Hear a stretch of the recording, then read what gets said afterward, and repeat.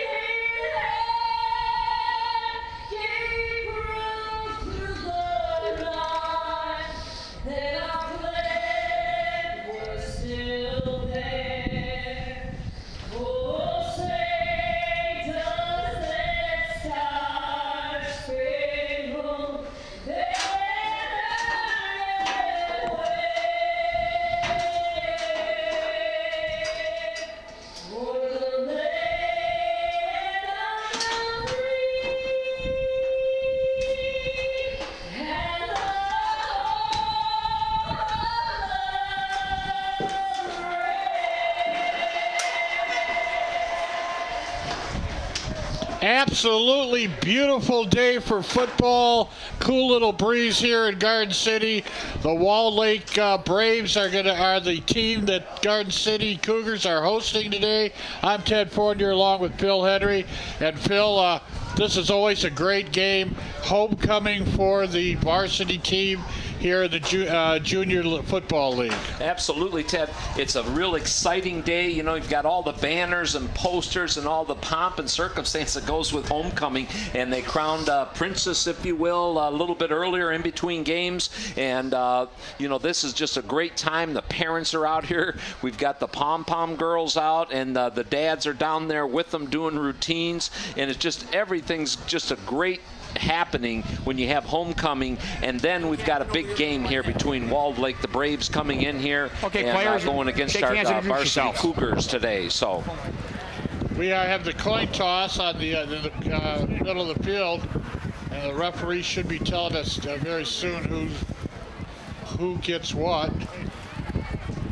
This field runs north and south. Okay, guys, I'm Mr. Sisoli. We got Mr. Holmes, Mr. Gregory, and Mr. O'Day. We're your officials today. Number one reason we're here is sportsmanship. Captain's down there, Logan McMaster. Zero tolerance for anything other. Castonia. Our visiting team is Walled Lake. We have a tail and a head. Matthew Elrod. We'll call it in the air. Trevor Coleman. Tails is called. We have a head. Garden City's won a toss. Would you like to receive or defer? Receive. You want to receive. Which way would you like to kick? This way?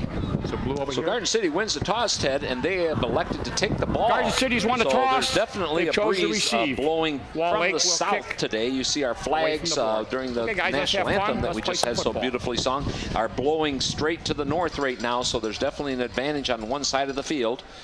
These are the big guys playing today, the 12 and 13-year-olds. They're playing in their 5th and 6th year of football. Always a hard-hitting game. Some of these guys, they took their helmets on. They've got a little stubble on their chin. So these are the young men playing here at the junior high level, and it should be a hard-hitting, high-scoring game. I happen to know that last week Garden City Cougars won a high-scoring game. They scored over 50 points against their rivals from Livonia, and they won the game last week on the road. So, high-scoring team. Well, that's and last year that we saw these at the lower level when they are at the JV level, Ted, we saw a quarterback rotation between Jacob Ladisic and Hunter Waynick. So Hunter Waynick, number 10, was the passing quarterback last year, and Jacob Ladisic was the the option quarterback for the Cougars. So it'd be interesting to see how they've grown in another year of developmental football, Ted. As Garden City gets lined up, they're going to take the play-by-play. I'm Phil Henry, along with Ted Fournier. We're bringing you homecoming action here at Garden City Stadium. Garden City won the toss, and there you have elected to receive the kickoff. 28 deep there, Phil. And deep to accept the kickoff is number 28, and it's going to be kicked over by Jacob Ladisic, and he reels it in. Number 7 does. You'll say he's got the sure hands of the quarterback there, Ted, as he reeled it in at right the 40-yard line. Well, Garden City's going to take over just outside their own 40. As we start the first quarter, they're going to go from the south to the north against the wind, as you said. But let's see if they're passing. Some of these teams are coming out running the spread, the pistol, the shotgun. They're playing all the formations the colleges are playing. And it's going to be number 10, Hunter Waynick, opening up at quarterback. And this has a 3-back set with one receiver spread low, and the opening handoff is to number 12, and he gets ready to take the end, Ted, and that's Matthew Elrod, and he's stacked up at the line of scrimmage for no gain, so that's going to bring up 2nd down and 10 to go in Garden City's opening possession as they took the kickoff here in the varsity action between the Walled Lake. They're in the red and black, aptly known as the Braves, and your Garden City Cougars are in the blue and orange. Veer formation, the back, there's 2 backs on the wing and 1 right directly behind the quarterback in the veer, and the back on the right side, same formation, got that run. Hunter Waynick, number 10 under center. Same formation, Ted, the veer, 1-back set formation. And the handoffs to the second man through, and he's met, stacked up right at the line, and then drives forward in a nice second effort, Ted, as he was stacked in the backfield and then continued to drive forward. And Castonier was the ball carrier. He came from the right side of Waynick in the veer formation. Castonier is basically the same play as the first play. They're just setting up Walled Lake. They're running through their basic veer formation. The quarterback reads the blocks and decides whether the back gets the ball or not. Now they come in I formation. I formation with Hunter Waynick underneath center, calling the signals. There's going to be a pitch back, and this one goes to Elrod, and Elrod, before he can really get started, Ted, really gets back to the line of scrimmage. That's going to bring up 4th down, as 3 downs have really netted no yards. But sometimes, once again, these are setup plays, aren't they? You're basic. You get your quarterback used to handing the ball out. You get a few hits. A lot of times these guys come out, they got little butterflies going. As you got to get hit a couple times, get the butterflies out of your gut, and then you're ready to go. Elrod gets a nice kickoff, Ted, drives back the Braves, number 15, and he is swung down in a terrific tackle. Going to get the number of the tackler there as soon as he turns towards us, and that was Kevin Jackson, and that's number 28, Castonier. Castonier got down there, and if that tackle was broken, there's a lot of room to the left. But he held on and made a great tackle down at the 30-yard line.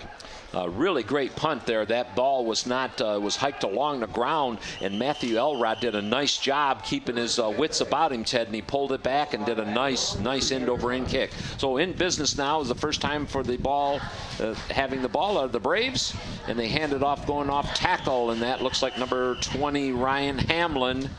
And that's going to be number 10, Justin Thomas. Justin Thomas, the running back on that play, and he was stacked up for no gain. Hunter McDaniel got on the tackle also. Back to that punt, the ball was low, and sometimes the punter will go down to one knee to field it, and if he does that, the play's dead right there, so he did a great job getting that punt off. Dylan McGorsick calling the signals for the Braves. Hands off. Once again, this one's out, and he's got running room to the outside as he cuts in, and that's Jacob Ladisic in along with Castonier. Castonier gives him the shoulder bump out of bounds, Ted, but not until about the 50-yard line. A nice solid 20-yard run by Justin Thomas. Right out of a basic pro formation. Hands off to the right halfback, goes off the left side, picks up 21. And what he kept doing, he kept cutting it in. He would dip his left shoulder, the right shoulder in, and then continue along the line until he found he was able to get around the corner. 1st and 10, the Braves are just inside of Garden City territory at the 49-yard line. Handoff once again to Thomas, this time off tackle as he finds the going rough in there. Dylan Magorczyk, the quarterback, hands off to Justin Thomas. So far it's been the Justin Thomas show for the Walled Lake Braves. No score in the first quarter. Second down, 10 to go, if you will, Ted, even though it looks like the ball was moved about a yard at the 48-yard line of Garden City. Garden City took the opening kickoff, and they went 4 and out, punted the ball. Nice end-over-end punt. Started the Braves back. The Braves been on the attack right now. Dylan Magorczyk calling the signals. Lone setback. Justin Thomas in with the handoff, and Thomas is on the outside, and he's getting big yardage, Ted, chewing them up for another long 20-yard gain all the way down to about the 20-yard line. So about a 25-yard, and Nick Zuby squared him up and took him down. That was a quick hitter. This time they had the one back set behind the quarterback, and Thomas was off to his right, and as soon as that was a real quick play, Ted. That was, once again, the veer formation, and the right wing back came across the formation on a timing count. It got the ball and just beat everybody to the end. Yeah, it was so quick that Garden City defense didn't have time to react. Now here's the quick hitter once again with Justin Thomas up the center, and he's met by big number 54, Austin Cowan. Stacked him up real quick as a gain of about 1 yard, or they're marking him at the original line of scrimmage. Second down. First quarter action, 0-0 between Walled Lake and our Garden City Varsity Cougars. Homecoming action. I'm Phil Henry along with Ted Fournier. Dylan Magorczyk calling the signals. Keep your eye on number 10, Justin Thomas, and he goes straight ahead. This ball's handed off to the second back through, and he powers his way for a couple of yards. Tough running in between the tackles. Once again, get Garden City thinking inside and then run something outside. And it looks fumble like on the play, Ted. You didn't see the usual scramble for the ball in that case, and guess who's? Castogne comes up with it, and that was the first carry of the game. It was Julian Nieracker. You can see number 27. Nice, beautiful shot down the line of scrimmage. There's 27. He's bumped in there, Ted, and just a mad scramble for the ball at the very end. And Castogne, number 28, he's been in the habit of being everywhere around the ball for Garden City. So let's see if they've still Hunter Wayneck calling the signals. Veer formation. Second back through, and he's got running room, and that's Castogne as he gets out. A nice gain of about 7 or 8 yards, Ted. This Castogne, number 28, has been very impressive so far in our first look at him. I don't believe that I remember him being on the team last year, and he's really shown himself very nicely in this varsity game. No score, first quarter action, 5 minutes, 25 seconds left in the first quarter. Dickinson on one of the tacklers there, but nice open. If you look at the Walled Lake defense, they're running a 3-4. They only have 3 down linemen, so this should be a very good defense to run against. Veer formation with Malik Stennis, number 2, at the bottom of the screen. In motion is Matthew Elrod.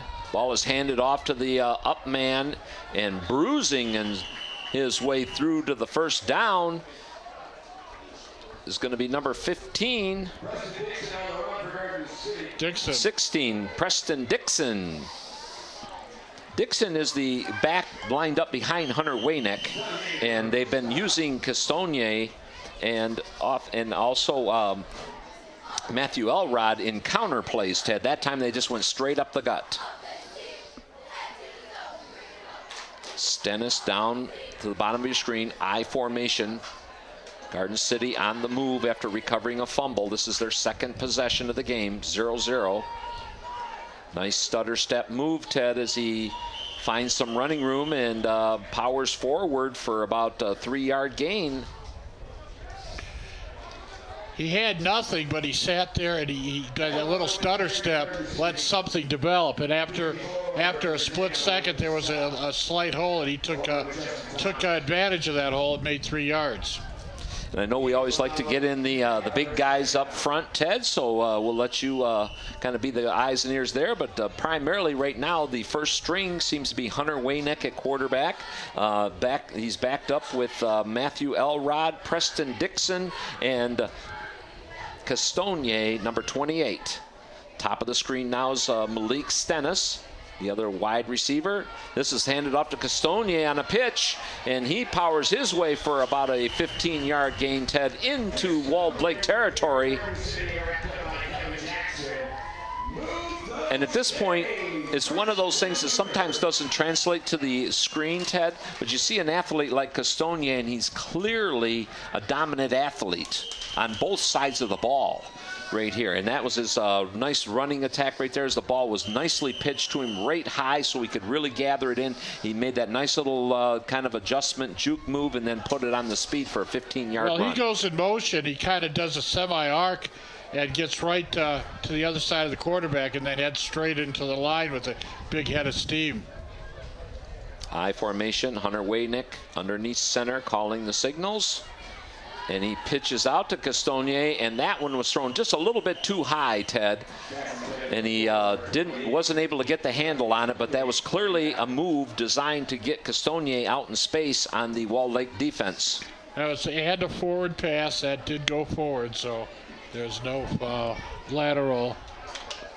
And as you can see right there from field replay, when you see those plays right down there, they happen so quickly. Up here we see them developing, but down there, those quick hitters like that can be very effective. Brings up first, that should be 2nd down and 10 for the Varsity Cougars. Wayneck pitches out, a fake end around, and that's going to be Matthew Elrod as he moves forward. That was probably a design play that it could have gone either way, Ted. As it was, it's thinned into a fake double reverse, and a nice job by Elrod of hanging onto it, turning upfield and getting about 6 yards. Once again, a play that may set up something later on in the game. You show them some things, and then you run things off of them later on in the game. But a nice little drive here, sustained drive. Taking over for the fumble is Garden City, and they are on the move. They took over at about the 20-yard line, and they're now nicely into Walled Lake territory as Hunter Wayneck calling the signals in the veer formation. This one's handed to Castonier. There was a little confusion in the back, and Castonier's out, and he's on his horse, Ted, and he is going to go all the way into the end zone. A 40-yard run, Ted, that started out with the two players colliding in the backfield, and sometimes those broken plays can result into a big play, and that's exactly what happened. I was just going to remark how he ran into his old man in the backfield. 46 yards on the play, on the carry, and the Garden City goes ahead 6-0. Well, Castonier came from the right of Wayneck, and Wayneck is the diminutive one, to say the least.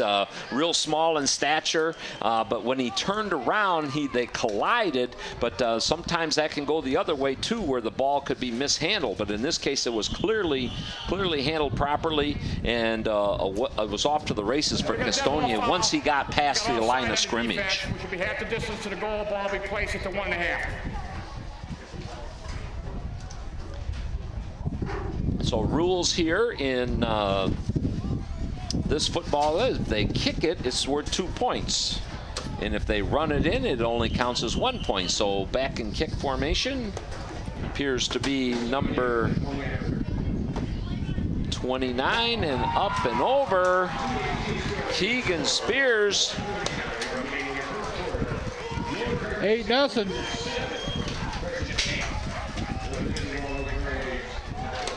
I mean, here we're going to see a replay, Ted, and here's Castonia coming right at you, and by that point it was just an easy cruise for him. That once the initial collision happened in the backfield, that really gave Castonia a little bit of an advantage, but then he gets up to top speed very quickly, he does, Ted, and it was a 40-yard nice scamper to the end zone all the way, and Garden City with 1 minute 39 seconds to go here in the first quarter takes an 8-0 lead over the Walled Lake Braves in this varsity action.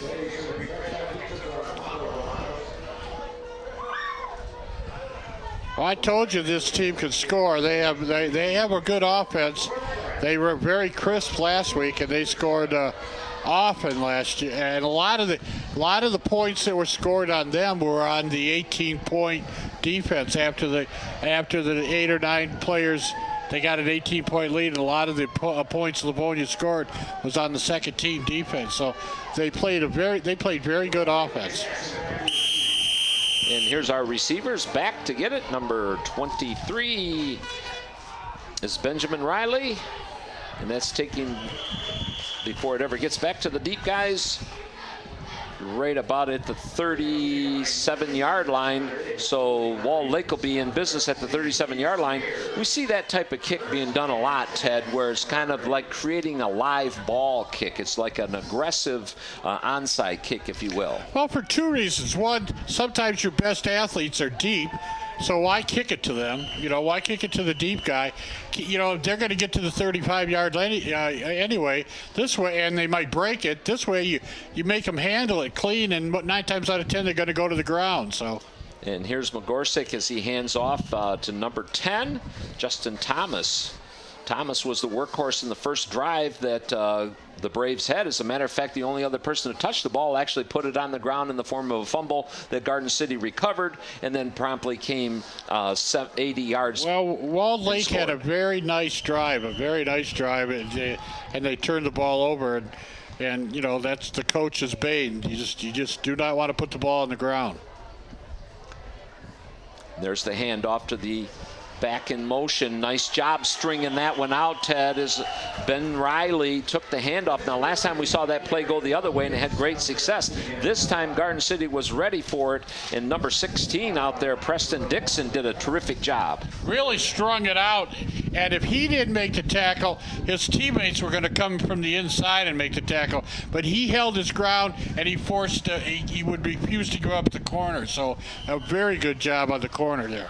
Yeah, they went to school on the last time that the Braves ran that play. They ran it to the opposite side, and Justin Thomas got a big gain. This is the first time going to the air for Magorczyk. He tries to go back shoulder out there on number 42. That's Ilya Lazic. Well, there was a little confusion in the backfield there again, too.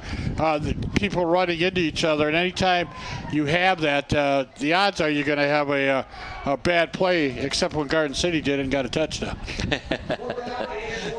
Well, exactly. That's one of the things you would rather not have, a collision of sorts of offensive players or even defensive players for that matter usually are on the wrong end of that, but Garden City did make the Braves pay with a 40-yard run. And here's punt formation as Justin Thomas gets one high, getting aptly out of the way as everybody, as this one is going to bounce and end up right at the 50-yard line. So Garden City will be in business, Ted, here as they did the proverbial 3 and out on the Braves. And they got a great break on that punt. That punt was about an 8-yard punt from the line of scrimmage. Actually about a 10-yard punt, but it didn't even cross where they had to go for first down. So. Just a lot of times the danger in those when they get high in the air. We've got a windy day on our hands here. Those punts are like a knuckleball in baseball. They kind of float around like that. The idea is if you're the receiver, get everybody out of the way, as we saw last week in the Michigan game where some people didn't get out of the way and it resulted in a turnover. In this case, and I just want to mention, you just saw a picture on your screen, and there's the Western League Junior Football League standings. You see the Braves coming in here today at 2-2, and of course our Garden City Cougars are at 3-1, and a couple of great games coming up. The Novi Bobcats and Livonia Falcons are sitting one step ahead of Garden City, so a win is at Multi Lakes. The Gators are 3-1 also, Ted. A very balanced league, as we've got about 8 teams, that have a good shot at things. Well, the Livonia Falcons are there almost every single year. They're perennial power, so it's no surprise to see them. And there we see a Metro-bound airplane there. Maybe Dan York's on that plane coming back. He heard we were having problems with the box, and he said, I'll be there. You're in trouble. Christian's not going to put your name up right. You said we were having trouble. Okay, first play of the second quarter. The Cougars with an 8-0 lead over the Wall Lake Braves. Hunter Waynick pitches back to Castonier. Castonier once again grabs the handle on it, powers forward for a pickup of about 2 yards right at the midfield. Muddying up the Cougar, are they, Ted? Out of the I formation, Castonier, he's their horse. He's got about 60 yards rushing already today, and you might as well ride him. He's having a good first quarter. Yep, and it looks like Nick Zuby, number 11, has taken over the quarterback reins from Hunter Waynick. Hunter Waynick had 2 series of downs, 3 and out the first time, and then the second one he engineered a nice 80-yard drive that the last 40 of it was covered by Castonier as he ended up in the end zone on a nice 40-yard run. Second down, handed to the up back in that pile of humanity. Is the up back, and he is driven back, and one of the Braves comes out with the ball, and they have signaled a change of possession, Ted. What you might expect in a big pile up like that. Well, once again, turnovers, and they've got to learn the pressure points. You got to have your hand on the crown of that football. It's got to be in the crux of your arm. It's got to be, the 5 pressure points on the football. And if you're going to go in a pile, you might as well get that other free hand and stick that on it too. Make sure nobody gets it. Absolutely. And that was a quick hitting play right there, Ted, and I think the Braves were ready for it as they take over on downs just inside of Garden City territory. Magorczyk still calling the signals. He's back to pass. He's in trouble, Ted, and he's doing a lot of Fran Tarkinen back there. Picks up some big blocks, comes forward, and hits a receiver, number 54, right in the letters as Grant Terzano. Nice, terrific job by Magorczyk. What more can you say? And Terzano dropped it, and we're going to watch this one. Let's see where we pick it up once again at ground level, and you'll see that's a Fran Tarkinen if I've ever seen one. And there he picks up a nice block, and then he's still looking downfield, Ted, and throws it down, hits number 54 right in the numbers, and he just wasn't able to hang on to it. Magorczyk will be the quarterback, number 2. Number 10, Justin Thomas, is his running back.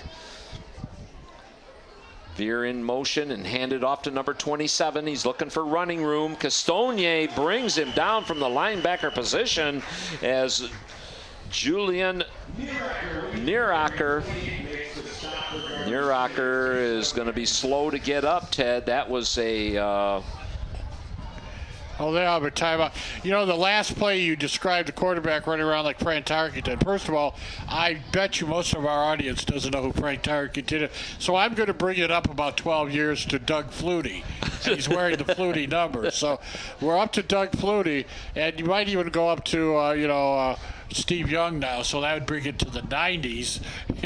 You could bring it to the stack. Well, we started, yes, the ones that do remember Fran Tarkenton, that was definitely Tark-like. As we saw the replay of the tackle right there, as Nieracker was really gathered around the top of the shoulder pads by Castonier and corkscrewed into the ground, and he's down there. They're stretching his leg out. These young guys are kind of like Stretch Armstrong. Is that current enough there, Ted? No, kind of getting a current toy in there for us, You know how Stretch was? You could kind of whip him into any shape that you wanted, and they were still able to get up and play another day. And let's hope Nieracker, as he walks this off, is going to be just fine. That play is designed, the right tailback on the right wing comes across and has a head of steam going and tries to beat everybody to the corner. And did turn the corner for about 5 yards. So here we are in the second quarter. I'm Phil Henry along with Ted Fournier. Cougars up 8-0 as Hunter Wayneck, the quarterback, engineered an 80-yard drive. The last 40 of that was covered by Castonier, number 28. Took it 40 yards to the house. The kick was good for 2 points, as they do here at this level of football. And we have 10 minutes and 19 seconds as the clock starts. The Walled Lake Braves come in here with a 2-2 record. Garden City's in at 3-1. And this is going to be 3rd down and 6 to go. Dylan McGorsick, the quarterback, over the line of scrimmage in anticipation is Hunter McDaniel. McDaniel just a tad bit too quick. We got a dead ball foul, offside on the defense, 5 yards. And at this point, you want to be really careful. I know you want to try and get a nice edge on right there, and that's a nice timing play. But when you have the timing off, as he did just a little bit, that gave 5 yards. Now it's 3rd down and 1 as the clock continues to run here. Ball is spotted at the 40-yard line of Garden City. Braves now with a big play, and they hand it to their big man, Thomas, and he is stacked up, Ted, and he's going to be driven back and just going to maintain the line of scrimmage, so it's going to bring up a big 4th down. This is a key play in the first half of this game. Well, he had a head of steam and just got stopped. He ran into a brick wall and had no ability to get forward motion. He couldn't even fall forward. He just got stood up at the line of scrimmage. And that was the side over there where number 59, Trevor Coleman, and number 54, Austin Cowan. Those guys are kind of holding court over there. And then, of course, the linebacker on that side is Castonier. As they kind of move around a little bit, that brings number 71, Trevor Coleman. Hunter McDaniel this way. And the ball's handed off to Thomas again. This time he is going to be hit. This is going to be all dependent on where do they spot the ball, Ted, and it looks like a very favorable spot. I think he did have 1st down yardage. It was a big pileup. No, we're not going to be able to get them all in, but it's a 1st down. We remind you that everybody has to play 5 plays in each half, and so Walled Lake has put in their, let's say, their second team. It's a full 11 for 11 coming in here, so. Going to have Kevin Jackson, number 15, at quarterback. 2 new running mates. They're going to go with his traditional offense. And the quarterback calls his number 10 on a cubic sneaker, trying to catch Garden City's defense off guard, and plows ahead for about a 4-yard gain. Well, a lot of times you bring your second team in and you wind up with a turnover, and they get a play in, and first team's back in. Some coaches will start their younger players and get their 5 snaps in. Some substitute them liberally. It looks like the Walled Lake coach puts them in one at a time. Walled Lake on the losing end of an 8-0 score. Then we're in the second quarter of action. They're on the drive. They took over a punt at the 50-yard line. McGorsick going back, and he throws a nice long pass, and this is Jacob Ladisic. Ladisic playing defense back there, center field, if you will, Ted, reels it in, and an interception at the 12-yard line. He's brought down instantly by the receiver out there, number 42, Ilya Lazic. Ilya Lazic, really never, he was more of the defender on that all the way, as Jacob Ladisic really positioned himself properly and reeled it in. Ilya Lazic, he was on the outside of the defender, then he cut inside, and I thought he had position, but no, he was overthrown at that point. But Lazic did stop him at the 11. Nice big arm shown there by McGorsick, but unfortunately it was right to Ladisic, and Ladisic, number 7, did a nice job out there reeling that one in, and Garden City will take over on downs. Hunter Wayneck back in to call the signals as a timeout is called. So here with 7 minutes 27 seconds to go in the second quarter, the Cougars are up 8-0. And Ted, what are your impressions so far in this game? Well, the Cougars, both teams seem to have been able to move the ball, but we have, I think, 3 turnovers for Walled Lake, and we have a couple for Garden City. And so the defenses haven't really stopped him. It's been turnovers. We had our camera there on the crew, and we have our man getting in there on the timeout. And here's the cheerleaders over there on the other side. Got Jason Merrill down there, right in the middle of the action, Ted. Oh, we have a hard-working crew. Yeah, Jason Merrill, those are great shots right there, Ted. When you can get that camera right in there and you can actually see the look in their eyes as they're back out there now. And this is going to be first down and 10 at the 11-yard line.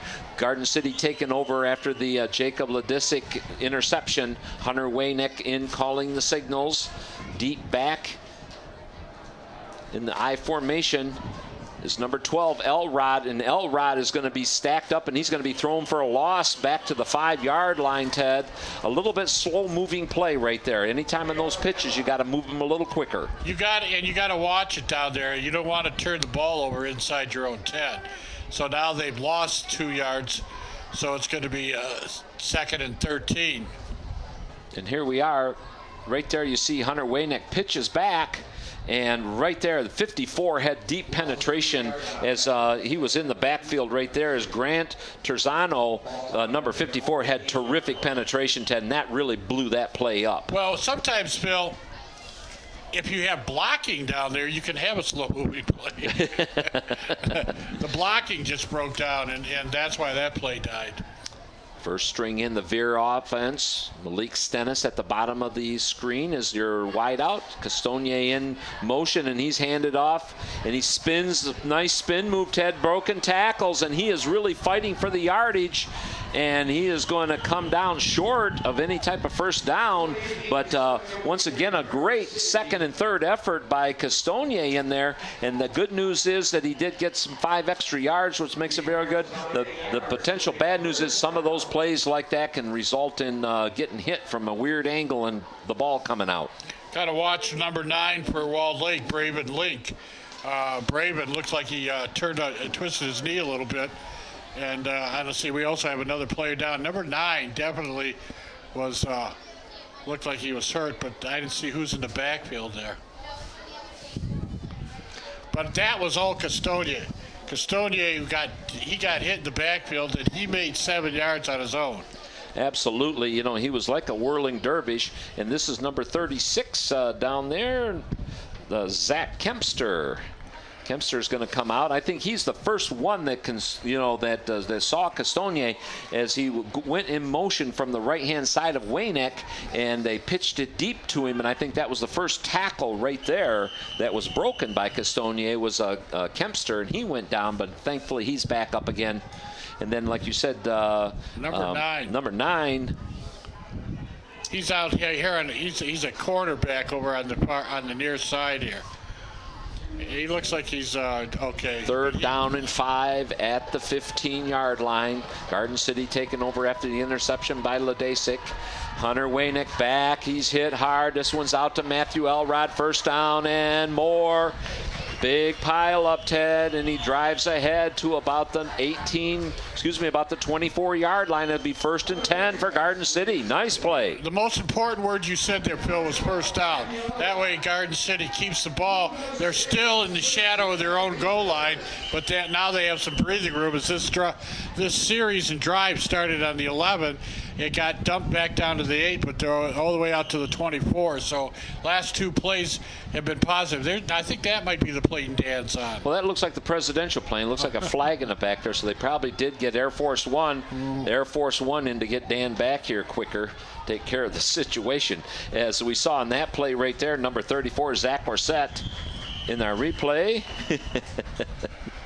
We have complete confidence in our Apple well, what you'll see director. here, that whole right side of the Cougar line crushed Walled Lake's line, and he had 5 yards before he met anybody. So great blocking on that side.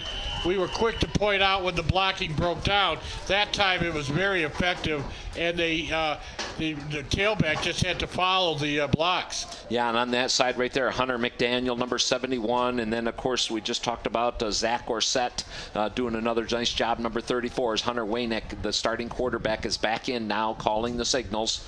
This plays handoff to Elrod. Elrod turns it upfield, and he is held onto and then dragged down by number 54, Grant Terzano, and 15, Kevin Jackson helped him out there. But that's all timing, Ted, as a running back is actually running east and west, if you will, and it's just a matter of when does he dip his shoulder and actually move his body that way. It's awful close to a first down. If I was the Garden City coaches, I'd call for a measurement here.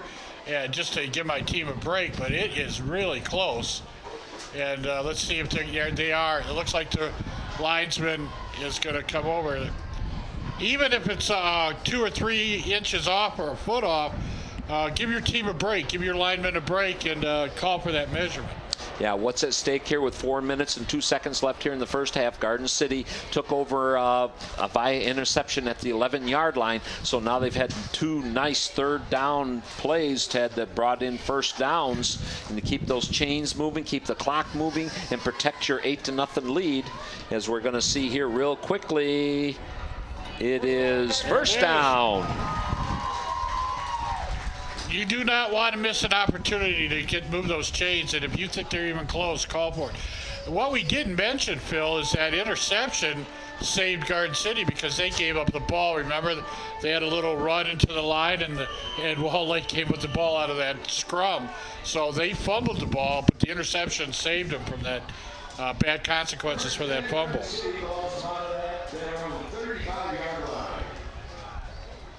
You know, the winners of these leagues play off in Eastern Michigan in what they call the Super Bowl. And it's been a while since Garden City teams have been in the Super Bowl. And at 3-1, they're going to have a good chance.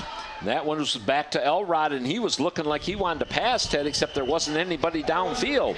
Now I see Castonier over there. There wasn't. There was somebody on the far side, but I didn't see anybody down here. Yeah, because he was looking for the laces on that football. I know that because I used to look for the laces when I was a young man back in the Fran Tarkenton days.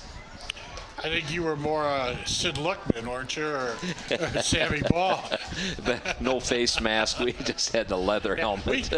Trust me, Phil. Everybody knows we played with no face mask.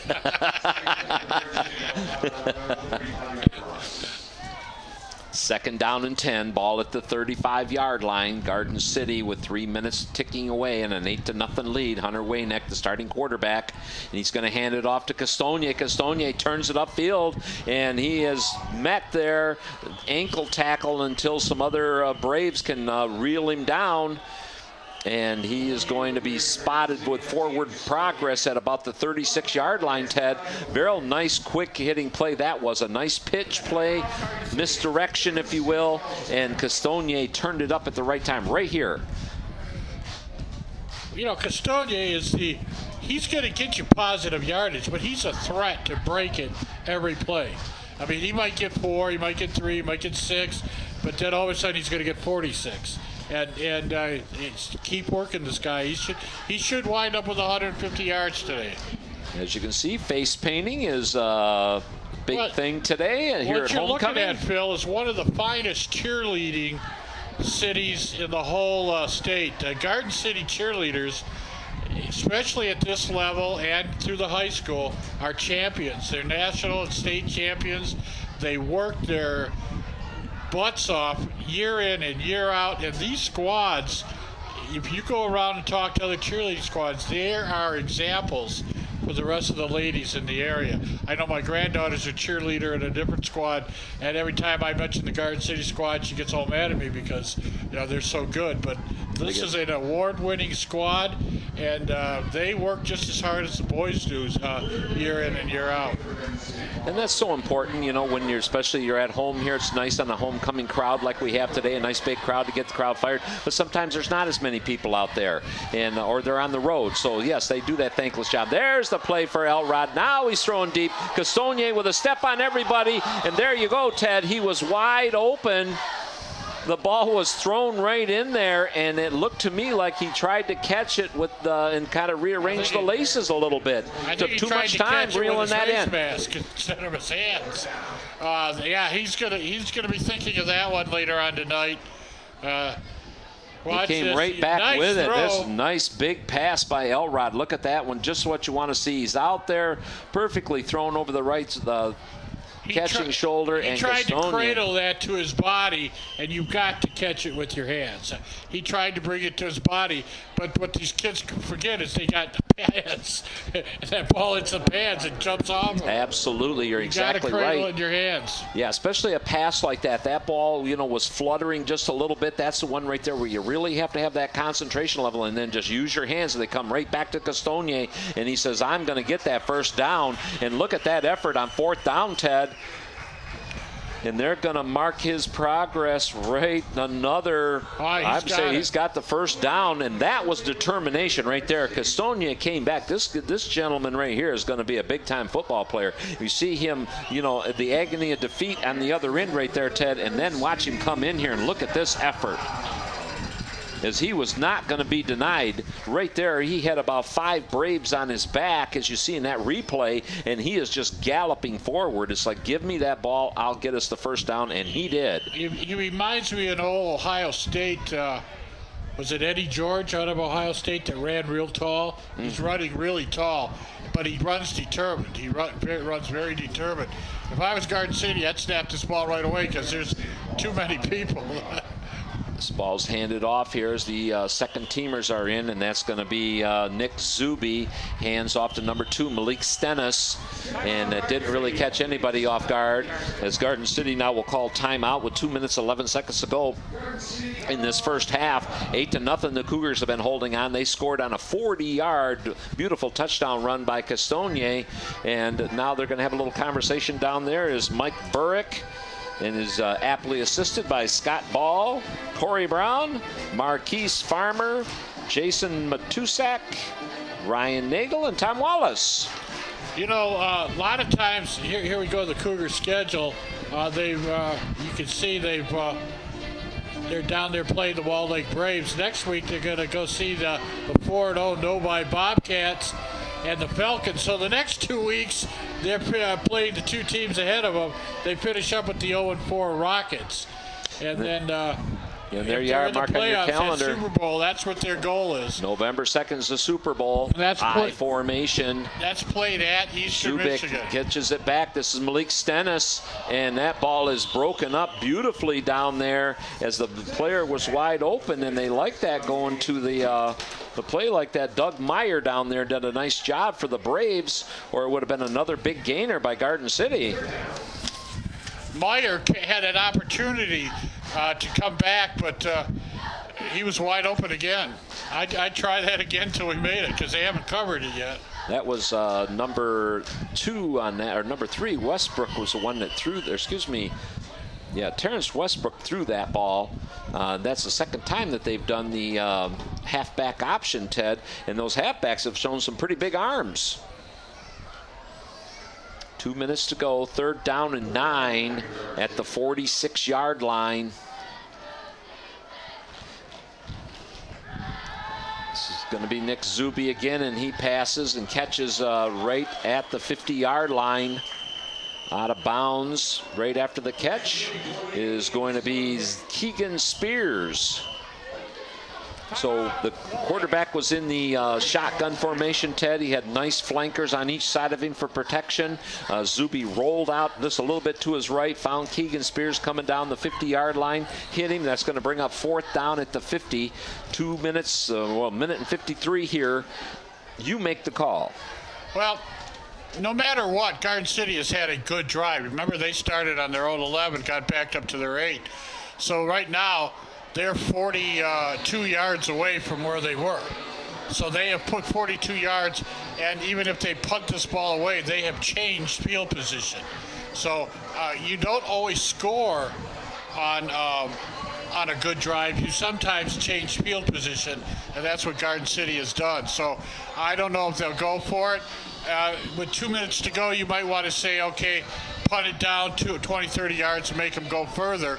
But and it looks like they're going to go for it here. They got Jacob Ladasic at the top of the screen, number 7 in the flanker position. Quarterback up under center. Going to be Nick Zuby as he hands off, and this one's Castonier, First and down. he said, I've got it. I've got it. This young man is very impressive.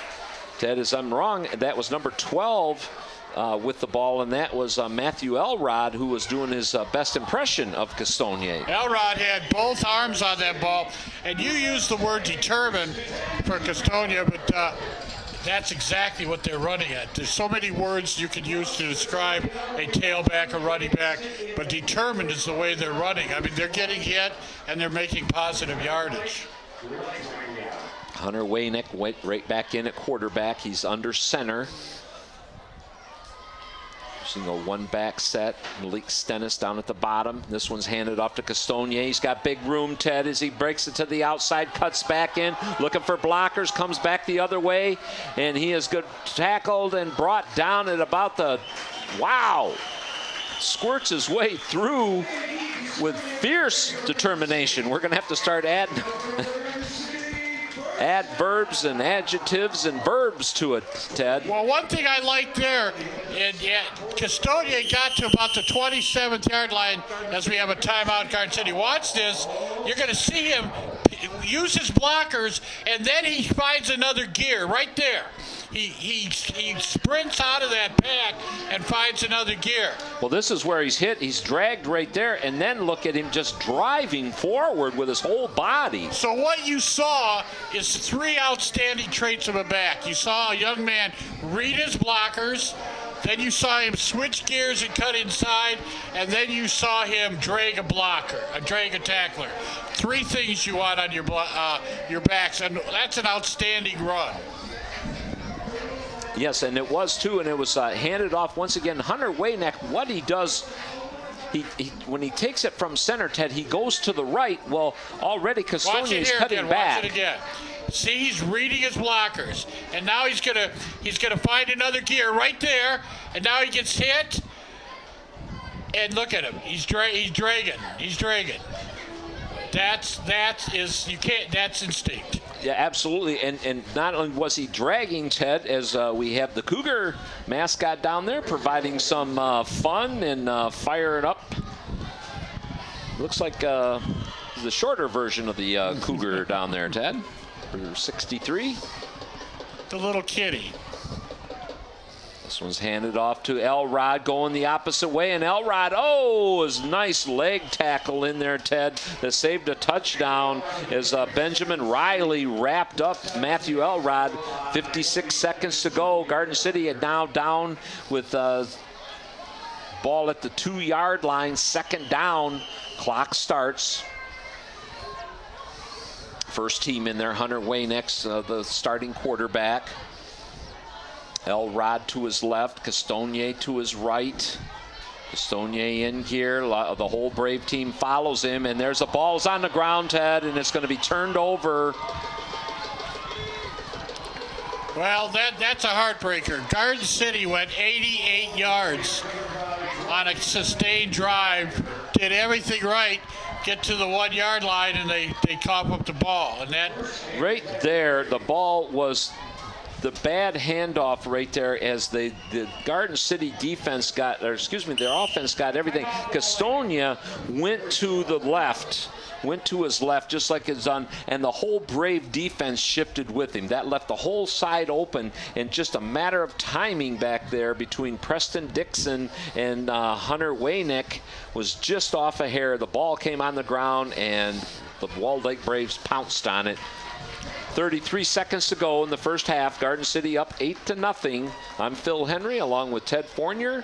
Perfect day for football. we've had one punt today and one touchdown. I think Dan's leaving again. He saw how good the crew's doing everything. And they said, I don't need anything, so Dan's back. Well, he's going to make it back in time for that Big Tiger Miami game. We hear he's down there in Miami town. Well, you know what? There have been shots with Dan York and a Speedo on South Beach. Only if you have Facebook. You're right, because it said on my phone today, whale sightings. On South Beach. They closed the beach. A left-handed thrower, and he's got a terrific spiral out there, Ted. And That was nice the old, arm. you run as fast as you can and as far as you can, and I'm going to throw it as far as I can. Well, the way we would have called that play is, Phil, run down to the fire hydrant, duck behind the bus, hide after 3 cars go by, then you go farther down. As number 23, Benjamin Riley, was on his horse. We're still looking to identify the left-handed quarterback. Dylan Magorski at number 2 has gone all the way at quarterback, but he was out of there. Kevin Jackson, number 15's in calling the signals, and he's the left-hander, and there's another spiral to the opposite side, and he's got a man out there, Ted, and he had distance on the, and that is Ilya Lazic. Ilya Lazic had a step on the defender, Walt Wadalsik, down there, and a nice throwing arm by this young man here, Kevin Jackson, as we see it in the air, and it comes down right into his fingertips. You know, I'm a basketball coach, but if I were a football coach, I'd take my safety and stick him at the 35-yard line and just let him run to the ball. Cause that was number 4, Logan McMaster, coming into that play as Ladasic was down a step. And this is another play on the 4th down. And this one's thrown right to Garden City. And there's timeout called as Garden City brings in a interception, Ted, and they're going to have 4 downs, only 13 seconds. Do you try and get the ball in, or are you just going to play conservative at this point? No, you're going to try to score. But what I was starting to say, and I interrupted myself, is that we've had 1 punt, 1 touchdown. Everything else has been a turnover. We've had 7 or 8 turnovers this first half. We haven't punted the ball away. They've all just been giving the ball back and forth. Okay, the clock starts with 13 seconds to go. Waynick calling signals, and he runs into Castonier, but the handoff is made as Waynick was trampled into the backfield. Number 27 got terrific penetration.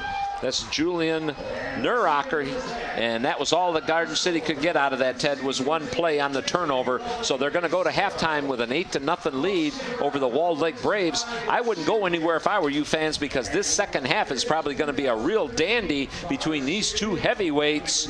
Garden City 3-1, the Braves 2-2, and we'll be back with the second half action. I'm Phil Henry. Ted, I can't wait. We'll be right back.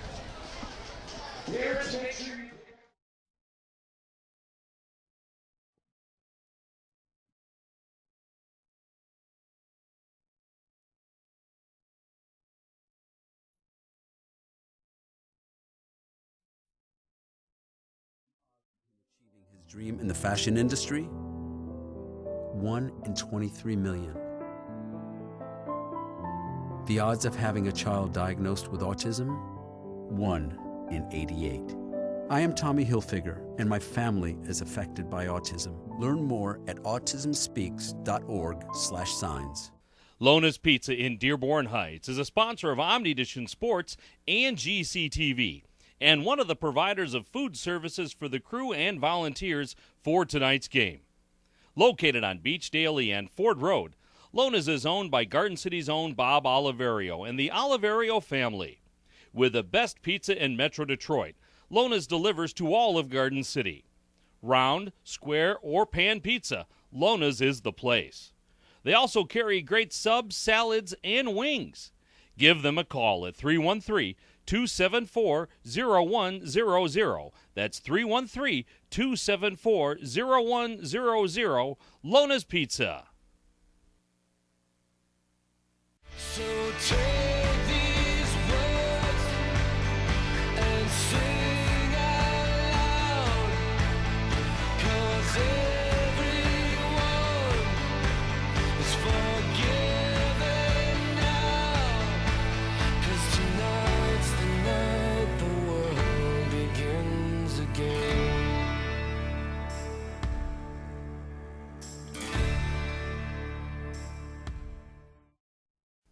Incorporate Marketing is the official apparel provider of Omnidition Sports and GCTV. Located on Middle Belt Road just across from Garden City High School, Incorporate carries an incredible variety of Garden City Cougar apparel and swag. They also feature Garden City East and West gear and are your source for silk screening and embroidery. Owned by third-generation Garden City resident Jim Neve, Incorporate can help you design the perfect look for your company or event. Visit their website at incorporategraphics.com.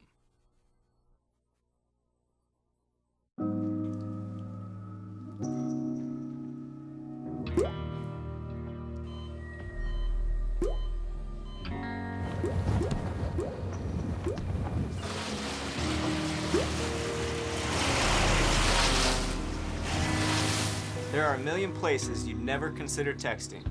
So why would you do it while driving? Leave risky driving to the professionals. Stop the texts, and together we can stop the wrecks. KFC in Garden City is a sponsor of OmniDition Sports and GCTV, and one of the providers of food services for the crew and volunteers for tonight's game. Garden City's KFC is located on Ford and Harrison and is owned by Garden City residents Dan and Paul Bogowski. Featuring all of the Colonel's great menu items, including original recipe, extra crispy, and grilled chicken, crispy strips, sandwiches, chicken pot pie, those famous sides, and more. So stop by Garden City's KFC on the corner of Ford and Harrison and tell them that you heard about them on OmniDition Sports.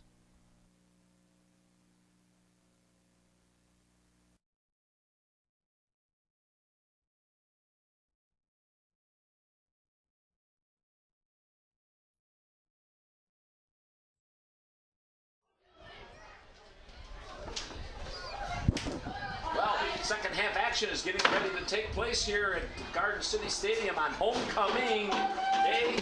And on homecoming day, this is second half action getting ready to take off as Garden City will kick off to the Braves. The Garden City team is holding an 8-0 lead. It was a great first half, Ted, with a lot of action, and turnovers were the key point. Yeah, there were more turnovers than anything else. Garden City scored one time. They lead 8-0. Right now, Jackson and Riley are deep on the 25-yard line for Walled Lake Braves as they will take the ball here to start the second half. It's been a real tight game. Garden City had an 88-yard drive and came up empty-handed at the end of the second quarter. So let's see which team that affects the most as, like we said, interceptions and fumbles have marked this game. Absolutely, and Garden City has really done a great job on the defensive side as they've come up with 2 big interceptions on the Walled Lake Braves, as his kick is definitely an onside kick. Scrambles, it goes to 10 yards. There's a scramble down there for it, but the Big Hands team, number 10, Justin Thomas, we called his name quite a bit in the opening series of downs for the Walled Lake Braves from the running back position as he reeled that one in. Now the problem with those onside kicks is if they don't go 20 or 30 yards and they only go 11, the other team starts 1 yard out of your territory. Even if they go 3 and out and punt, you have to start your offense deep in your own end. Well, Dylan Magorczyk is bringing this Walled Lake Braves to the line of scrimmage. Runner in motion, hand off to the second back through. This is Julian Nurok. Remember, Nurok was the one that was tackled high by Castonier and went out of the game limping, and it's good to see him back in playing. Second half action, the Cougars up 8-0 over the Walled Lake Braves. Braves come in here 2-2. The Garden City Cougars, your varsity edition, are 3-1. And like you said, Ted, the next 2 weeks are really a test for this Garden City team. After they get past this game, they've got the top 2 teams in the league right in front of them, so they control their own destiny. Their next 2 teams haven't lost yet. Magorczyk calling and I don't signals. know if they play each other either, so. Nurok, and this is going to be a double reverse, and the end man with the ball is going to be Ben Riley, and he's got running room to boot.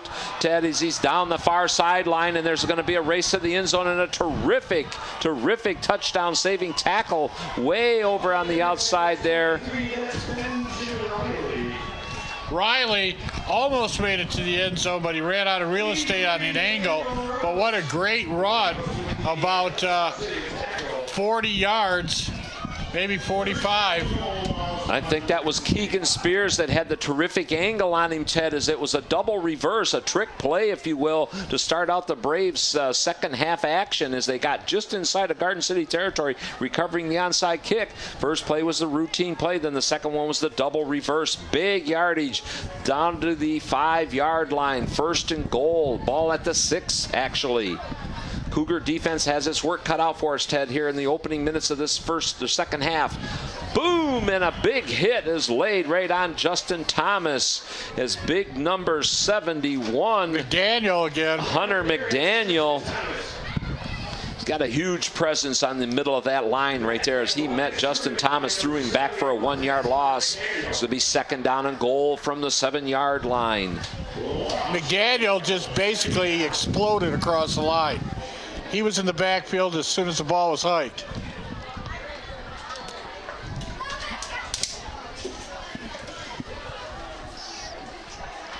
Gorsick, number 2, the signal caller. He's the starting signal caller. One wide receiver down at the bottom of the screen. That's Ilya Lazic, and the ball is going to be thrown, and stumbling and unable to reel that one in is Justin Thomas. Thomas fell down. He tried to make the catch anyway, but he was falling down as the ball was kind of just, it was almost shot put into him. It wasn't a real crisp throw. Well, he was out there in space, and had it been a nice throw, it would have been trouble for Garden City. 9 minutes to go here in the third quarter. This is the first possession of the third quarter by the Braves. Garden City kicked off, tried an onside kick. It was recovered by the Braves. Gorsick back to pass. He's in trouble, and he gets it off right at there's Thomas met at the goal line, but it's too late, Ted, as the ball broke the plane and his body falls in. You compared the quarterback to Tarkington earlier, and I said Flutie, and that was a Flutie-like play where a tackler went flying by and he evaded him and just kind of, once again, basketball passed the ball into the end zone, and Thomas was there. And here's the kick for 2 points at this level. A kick through the uprights is worth 2. An actual run or pass in is worth only 1 point. Number 36, Zachary Kempster, is going to try and tie this game up. Garden City 8. And on that recent score by the Braves, they have 6. And it is kicked through the uprights for a 2-point conversion, Ted, and it ties up the game. So the Braves come out just like that here in the third quarter, Ted, and they establish themselves right off the bat, and it was the double reverse that got them going. That double reverse just totally fooled Garden City's defense. And we got a short break in the tie game here, 8-8. The dads have snuck in down on the field again, cheering with the cheerleaders. Oh, and you and I got to say and witness the Palm Squad at halftime that did an absolutely wonderful routine, and we could see why they're award-winning. And you missed it at home, but it was an absolutely great routine done by the lady cheerleaders. Absolutely, Ted. It is at the varsity level, they've been champions or runners-up at the state level for quite several years in a row now. And this varsity level right here, the varsity girls here at the junior high varsity, if you will, what a fantastic performance they put on out there. So the cupboard is just well-stocked with the pom-pom girls. And down there right now, I'm sure our able-bodied camera guys will get on that. What a terrific scene here on homecoming as kicking off here in the third quarter of action. 9 minutes to go. This game is tied up 8 for the Walled Lake Braves as they travel in here today with a nice contingent, and 8 for our varsity Cougars. Set to receive the kick deep is Castonia on one side, and this is that aggressive onside kick, and it's going to be fielded by Elrod. And Matthew Elrod's got running room, Ted, and he's reeled in at the Braves' 45-yard line. Well, the key now to the Cougar offense is don't fumble.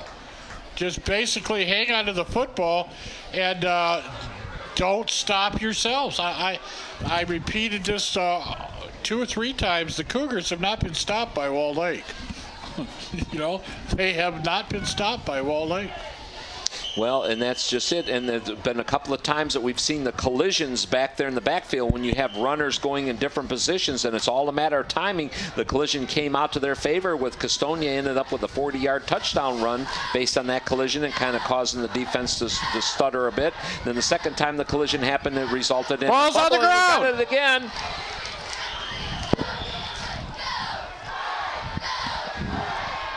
And there's a fight for it, and the possession arrow goes to the Braves.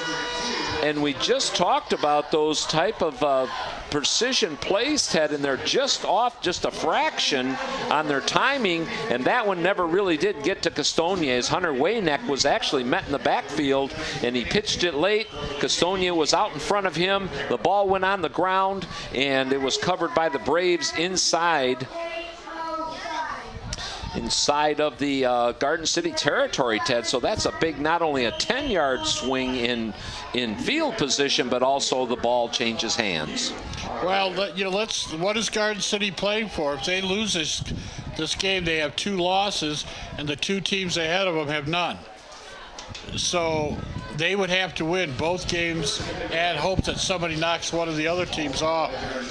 This is a huge half for the Garden City varsity program. Huge half, and this would be a huge set of downs as Julian Nieracker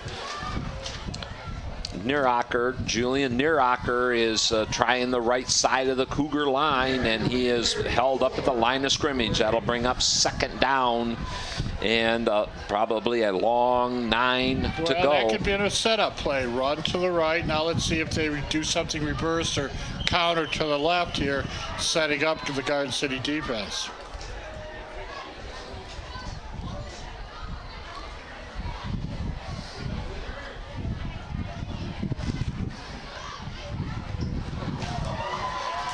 Gorsick, 3 backs, deep pitch to Justin Thompson. Thompson gets a nice block, spins away, and now he's going to be brought down out there, but there's going to be a fight for the ball. It was more of a ball tackle, Ted, than it was a tackle of the runner, but Thomas is going to remain in control of it down to the 20-yard line. A big 25-yard run. They're going to see right here, a nice pitch. He was down when they were fighting for the ball. Blockers galore, and then right there as he just runs right over Nick Luby out there, and then there's the tackle on the ball as number 83, Nathan Ramos, tried to bring it away from him, Ted, but not. He was down while Ramos was trying to pull the ball underneath him. This one's handed off to the second man through, and this is Narak, and Julian Narak goes in from 20 yards out, and just like that, the Braves have stunned the Cougars here in the second half, Ted. Stun is the exact word, Phil. I've watched the Cougars walk back to their defensive positions right now. Hands in their hip, heads down. They are demoralized. We wondered if momentum would change shirts after that fumble, after the 88-yard drive, and so far it's been all Walled Lake since. That was in the first half. That was just at the end of the first half when they were knocking on the door, and you're exactly right, Ted, that they were not able to score right there and go with a 2-score lead in at halftime. And just like that, the Braves have come out. They're getting ready to kick for a 2-point conversion here. Number 36 was successful before, Kempster, and Kempster bangs it through again. So he has put 2 kicks on the board, and there's the tail end of Julian Naeracker, and Naeracker was really untouched, and they went with a stacked back house, Ted, where they had 2 running backs stacked in front of each other, then one split out, but in a tight formation, if you will, and it gave it to the deep man, in that case Naeracker, and he went right up the middle, and now it's 16-8 here in the third quarter as Garden City has been rocked by 2 quick scores by the Braves. This is gut check time for the Cougars. They have to come back right now. They cannot afford another turnover, and they cannot afford to give up another score. They are fighting for their season right now. We remind you they are trailing 16-8, but they are 3-1 in the league. The 2 teams ahead of them are 4-0. and they cannot afford to get a second loss. And you don't have to adjust your screen there, Ted. That our dads out there with Dad and Daughter Day here at homecoming, as the dads are out there cheering up with the daughters. Actually, it's not as dire as I've made it sound, because remember, 1 plays 4 and 2 and 3 plays each other in the playoffs, so they would still be in the playoff hunt. But they got 2 big teams coming up next 2 weeks. Big kick, and this is going to go out of bounds as they try to keep the ball away from Castonier. So now, right here, we talked about it, Ted. You like the word that I came up with as far as determination and how Garden City was showing so much determination. Matthew Elrod did it, and Matthew Elrod, and here's Dad here, and he has the tutu on, Ted. And that was, he was flagged for illegal procedure is what I was told. I thought it was backfield in motion. Well, they can't fumble the ball. They've got to hold on to the ball here and put the ball in the end zone. Well, here we are, 5 minutes gone in the third quarter, Ted, and this is the third offensive play that Garden City's had. The first one, Elrod ran a nice run, and then the second one was the turnover. So stacked I formation. Hunter Wayneck has been the quarterback. He pitches back. This is going to be a double reverse with Castonier getting the ball, and he makes a determined move, and he powers forward for about a 6-yard gain on first down. So they come up with a double reverse right there, Ted. They faked that earlier in the first half. And here's something that we all wanted to see down there, as now we've got the chorus line made famous by the Rockettes. And this is going to be Garden City's version with the cheerleaders and their dads. And we'll get Justin Merrill down there to get us a nice shot of that, I'm sure. Our sideline camera extraordinaire today. I think it was the Rockettes and the Rocks. Well, I guess we missed it, but there's always time to come back to it. Jason Merrill. There's Wayneck, and is handed off. This one's to Elrod. Elrod powers ahead for a first down. So here with 5 minutes and 47 seconds left to go in the third quarter, Ted, right now this is good, solid Garden City football. It's only 16-8. So, you know, we're talking about them, you know, not getting too far out of it. No turnovers right now, but just a nice solid drive. They've gone left with the first play to Castonia. Now back to the right side with Elrod. Nice, steady looking. They've got a first down. They should be able to get their confidence going. They're in the game. It's just that they have had a tendency today to shoot themselves in the foot. I mean, they literally have not been stopped by the Brave defense, and they have fumbled and thrown an interception, and basically it's turnover football. Hunter Wayneck, and he puts the ball on the ground, and this one is going to be, thankfully, that the runner was in motion. I believe that was Elrod was in motion right there, Ted, and it was a good thing because he was able to fall down on the ball. Well, the Braves blitzed, and they crossed the line, and the quarterback had to make sure he handed it off to the right colored jersey. Watch this. See, look at right. He's in the backfield now. That was Justin Thomas that got in there. And there's a big fight for the ball in there, but as you see, Elrod had it the whole time. And that was, once again, just called it, Ted, that Garden City has to play good fundamental ball. Now they lost about 3 or 4 yards. That brings up second down and makes it 2nd and 13. The big loss of 3 yards. I formation. Wayneck now this time hands it off to Elrod. He bruises back up to the original line of scrimmage. That'll bring up 3rd down and 10. Those replays that we've been getting, you know, they've been right on the spot. We have Jason Merrill down there on sideline camera just doing a fabulous job. Right, they've got the camera nose and lens right into the action. And, of course, Brett Whitehead is, edited them down for us and bringing them nice replay video back to us, Ted, that we can comment on. We got a great job by the crew around us. I think we can agree they've been way more than adequate today.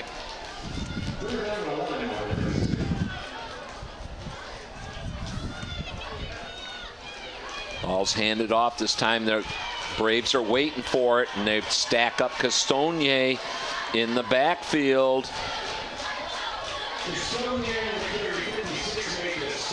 And that's they are bring up blitzing, and they are just exploding over the line right now and giving nothing can happen in the backfield. They get absolutely no time to make anything happen in the backfield.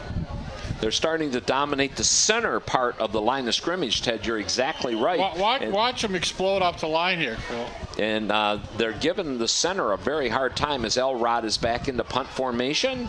Nice clean snap, and he gets this one off end over end, and it's fielded on the run. And outside is Jackson, and he breaks off a tackle, and Elrod, the punter, then, helps wrestle him out of bounds. Not until he's in deep into Cougar territory at the 40-yard line, Ted. There's a missed tackle at the 40, which cost the Cougars 20 yards of field position. And now, we talked about watch the first man. He makes the first man miss. And Garden City coach blocked us out there. Here's Jackson, and right here, that ball is right out there like the proverbial loaf of bread. And there was Elrod 12, the punter, come right in and grabbed him by the jersey and swung him down before any more damage was done. But here we are now. It's been all Braves here in the second half as Garden City had an 8-0 lead. And then in the third quarter here, it's been nothing but Braves.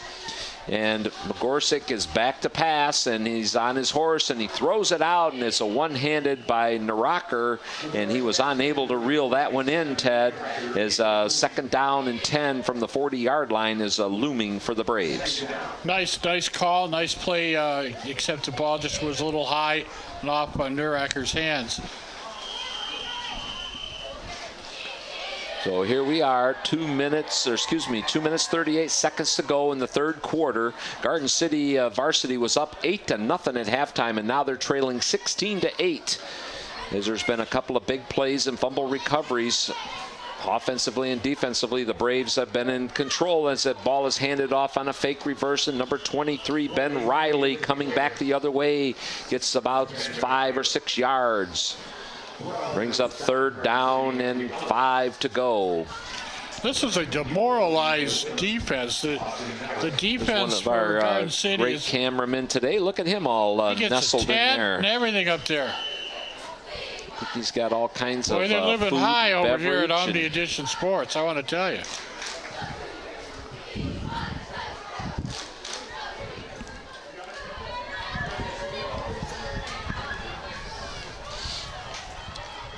Dylan Magorczyk, the starting quarterback, leading the charge for the Braves. Turns, and he's going to pass, Ted, and he looks deep, and he overthrows his intended receiver. Down there was Ilya Lazic. That was and double Garden City coverage. had it nicely covered. He had a 33% chance of completing that. He was blanketed down there. Brings up 4th and 5. Garden City's had the ball for about 4 or 5 offensive plays here in the whole entire third quarter. There's a minute and 44 left.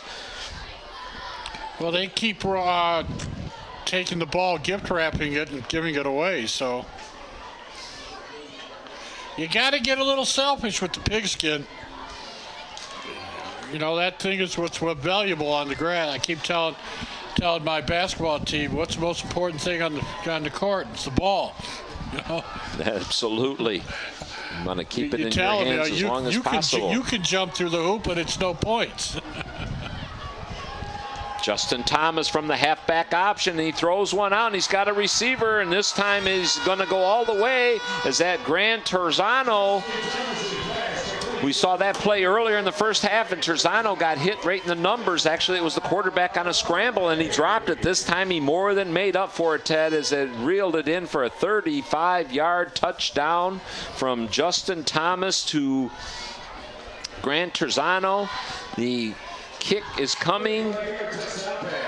The Walled Lake Braves have gotten the ball 3 times near the 50-yard line, and they've scored on the short field all 3 times this quarter. This is going to be Zach Kempster, who's kicked 2 of them through the uprights, and they're worth 2 points each. At this level, the kick is worth 2, the run is worth 1. And there he goes. And I think that with a leg like that, Ted, I think they're going to have to change that rule and go back to 1 point for those kicks because, boy, that could have been put in from about the 25-yard line with the leg that he showed. So now with the 2-point kick being converted, it is now 24 for the Walled Lake Braves and 8 for the Varsity Cougars as they have been stunned with 3 touchdowns here in this second half, Ted, and they just seem to be dominating the Cougars on both sides of the football. You know, after that initial score, it just looks, especially after the second score, it just looks like the Garden City defense is demoralized, and the coaching staff is going to have to grab him by the face mask and tell him, listen, we got 12 more minutes to play. It's 24-8 with $1:36 left on the clock here in the third. And there's the slow-mo replay, and you see the very tail end of that as Grant Terzano gets to celebrate on the receiving end of a 35-yard pass from a halfback pass at that from Justin Thomas. And that has really got the Cougars now reeling now as they're trailed by 2 scores, 24-8.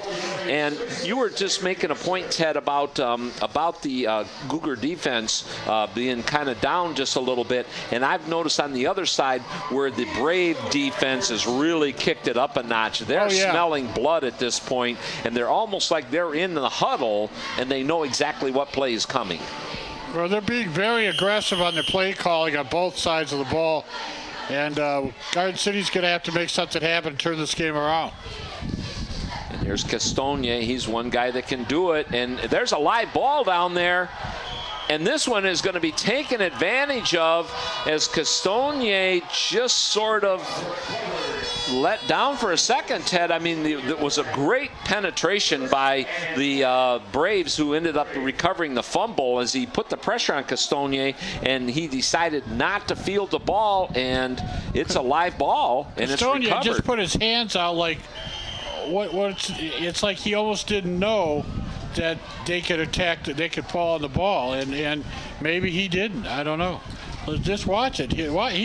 Well, at this point, the defender comes into the picture right there. He never touched the ball, and you're right, it's a live ball. And that's Nicholas Wallace. Excuse me. That was Nieracker, and we've seen some big names here for the Braves. Nieracker, that was a real heads-up play. Magorsic has been doing well, and of course Justin Thomas has been doing extremely well. But I think what happened to Castogne is that he literally felt the pressure of the defender Nieracker coming at him, and like, okay, I'm just going to let it sit here, not realizing. I don't think he realized it was going to be a live ball. Yeah, because after the play, he stuck his hands out like, what happened, you know, and obviously we're going to have to, you know, they're going to have to tell him. At that point, you slide into the ball. If you've got to slide into the ball, you fall on it, it can pop out. You slide into it and cradle it. I can remember those drills where we would go play after play after play. The coach would throw the ball out. We'd have to slide, get it. And I'd say to myself, man, this is boring. But that's what you got to do. You got to practice sliding into the ball because you don't want to pounce on it. You pounce on it, that ball can pop out. But if you can slide into it and cradle it, then you're safe. 1st and 10 at the 15-yard line for the Braves. They have scored 3 touchdowns here in the third quarter. They lead our Varsity Cougars 24-8. This one's hands off, trying to get to the outside, and finds a little bit of running room is Zach Kempster. Well, yeah, it's that exactly. Just recalling that play real quickly, Ted.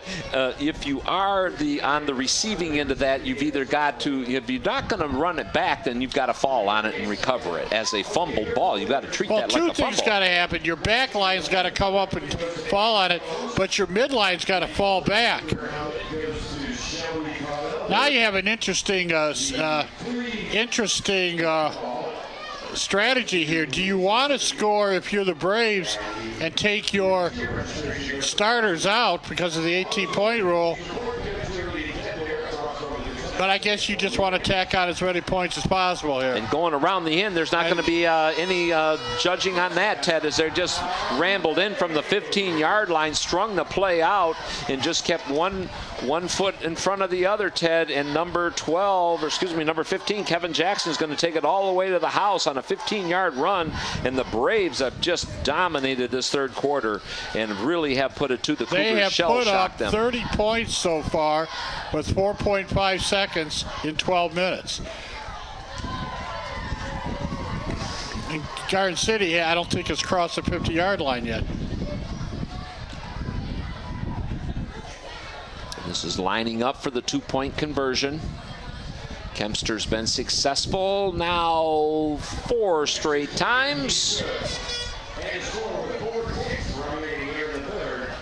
32-8. Well, I didn't see this coming, Phil. I didn't see this coming. I saw Garden City dominating the play, being able to run at will, just hurting themselves, and they have not been able to stop Walled Lake here in the second half. I don't know all the adjustments that Walled Lake came out at halftime, but obviously they just decided to run a little more determined. A couple trick plays. They've held onto the ball, made a nice pass, but Garden City has been demoralized, and they're just not. They're not just making the tackles like they did. Well, a lot of this right here, as you can see, is Garden City is just the proverbial falling apart at the seams. In every way, shape, or form that you can come apart and break down mentally break down with the football in every way has happened to Garden City here in this third quarter. And the best thing about this third quarter, Ted, for Garden City is that it's going to be over within about 4.5 seconds. So everybody should know right now, Castonia's the deep back, and everyone should know right now that this is a live football the minute it comes off the foot of Zachary Kempster. 32 points put on the board by the Braves here in the third quarter, and there's a little pooch kick, and it's reeled in, and that looks like Logan, that's our boy down there, Matt Elrod, as he takes it forward to the 45-yard line, and that's right where the third quarter started, Ted. Right. It was the exact same play, the exact same field position. But that was about it. From that point forward, it was all Walled Lake Braves as they put up 4 touchdowns. And that's the end of the third quarter. Bill, I guess Garden City's glad they survived that. But they gave up 32 points, 4 touchdowns, 4 2-point extra points, and Walled Lake looked like they were ready to be had coming in here into the second half, and Garden City is laid down. Well, you see the Braves got off to a slow start right here as they lost the first 2 games. Now they've really been picking up steam. They lost to the Novi Bobcats and, of course, the Livonia Falcons. They lost to the 1 and 2 teams in the league. And now they've picked up steam. So this was a very pivotal game coming in here for both Garden City and, these Walled Lake Braves. And right now the Braves have just absolutely shell-shocked the Cougars. But here we are. We've got a whole fourth quarter of action, 12 minutes ago. Garden City pitches deep. Castogne, that is, I believe,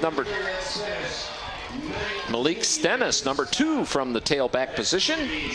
Malik Stennis, number 2, had been lined up in the outside flanker positions previously to that. He was the deep back on that particular play, and he got back to the line of scrimmage.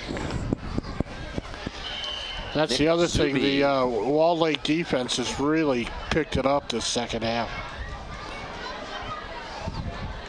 Well, they talk about how a dog senses that you're afraid of it and it comes after you, and how sharks go for the blood. Well, we've seen how the Walled Lake defense has really gone after the Cougar offense here in this second half. Nick Zuby calling the signals. Another pitch out to Stennis. Stennis with his big legs gets ahead of steam going, fights his way forward. Yeah, I think we have a fumble for the ball. And the referee's saying it's down. He's calling it down. But once again, the ball's loose. If I would be surprised if tomorrow when these young gentlemen, Monday when they come to practice, that there's 35 footballs sitting on the sideline, and the whole practice is grab a hold of the football and don't let it go for the next 2 hours. While you're running. while you're doing everything. And typically, yeah, you can see he was clearly down as the ball comes popping out of there. But, you know, in a case like that, you know, it was all, once he got past the line of scrimmage, he was out there by himself, and he was gang tackled by the Braves. High formation for the Cougars. And Ball's the ball down is down again, and it's going to be fallen on by the quarterback, Nick Zuby himself, as there's a bad snap, and here comes the entire first stringers back in. And you see right there, the ball is on the ground. Zuby had the wherewithal to recover his own fumble at that point, but you kind of wonder, they're changing all players, Ted, if you will. They're changing the whole entire lineup in there, so it isn't like he's working with a different center. Well, I think what's happening is they're putting Crisco on the ball because that ball is slippery. I formation, first team back in. Hunter Waynick calling the signals. Deep back is Matt Elrod. The pitch is to Elrod, and he's looking for running room. Cuts it to the outside, switches hands with the ball, looks to turn the corner, got some running room, and is driven out of bounds at the 25-yard line, Ted. Nice job of running by Matt Elrod. And like you called it, when he had the ball, he initially had it in his right hand. When he got to the outside, he did switch. Watch it here. You'll see it. That's Jason Merrill on camera, and he picks it up tremendously, coming at him. Right there was a nice switch. Then here it is, looking to move those shoulders, and he just lost his balance a little bit, Ted. Or it might have been... well, he picked up 5 or 6 yards after he did that little slip, so he did square his shoulders. 1st and 10, ball at the 26-yard line. The Cougars are trailing by 3 scores and more.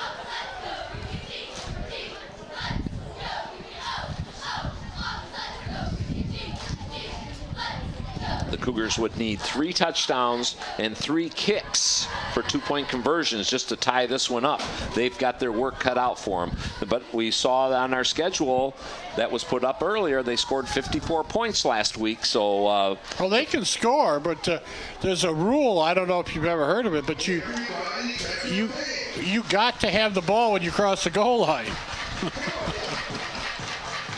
Well, when you watch these games, and it's so, and there's sometimes 1 or 2 plays that make a big difference, and in this one right here, I think that we're going to see that one of the big differences happened in the closing parts of the first half when they had the ball 1st and goal at the 2-yard line and dropped it right there, fumbled it, and the Braves took over. That was a big momentum shift, and then coming out in the second half, that fumble to Castonier, and it was recovered by the Braves, and they just have not looked back. Zwaynick hands it off this time to Jacob Ledisic. Ledisic moves his way forward for about a 6-yard gain on 1st down. They'll bring up Ledisic coming out of the backfield. Last year he was alternating at quarterback, Ted. Was Ledisic. Well, we haven't this year, seen him it's there been this Nick year. Zuby and Hunter Waynick.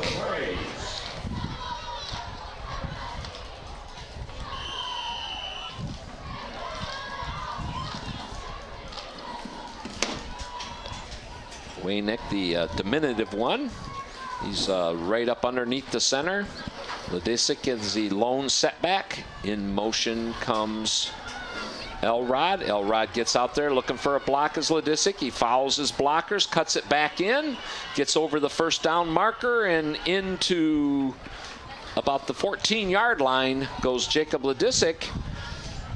It'll be a 1st down for Garden City, but the clock is moving now, Ted. Well, we have to see. Ledisic got picked up 1st down, but now we have to. What's the strategy?